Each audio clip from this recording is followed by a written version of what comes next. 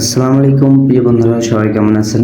আলহামদুলিল্লাহ আমি ভালো আছি। সবাই কেমন আছেন অবশ্যই জানাবেন। আজকে সাগর পাড়ে গেছিলাম, পানিতে নামলাম। আজকে পানিতে নামতে অনেক ইচ্ছা হইলো, তাই পানিতে নামলাম। এক বন্ধুর সাথে ঘুরতে গেছিলাম। দেখতে পাচ্ছেন বিকেল টাইম, অনেক সুন্দর একটা মুহূর্ত। আসলে পানিতে নামলাম, পানিতে নেমে অনেকটা মজা পেলাম আজকে। আর পানির ঢেউটা আজকে এত সুন্দর ছিল, পানির কোলাহল, পানির আওয়াজগুলা অনেক সুন্দর লাগে। সাগরের পানি অনেক আনন্দ করছি আজকে। আর কি হাঁটা যাচ্ছে না, কাদাগুলো অনেক পিছলা, তাই জন্য আর কি হাঁটা যাচ্ছে না। আজকের পরিবেশটা অনেক সুন্দর ছিল এবং আবহাওয়াটাও তো অনেক সুন্দর ছিল। আজকে মানুষও অনেক বেশি, অনেক ভিড়, তাই জন্য আজকে এক সাইডে আছি পানিতে নামার উদ্দেশ্যে।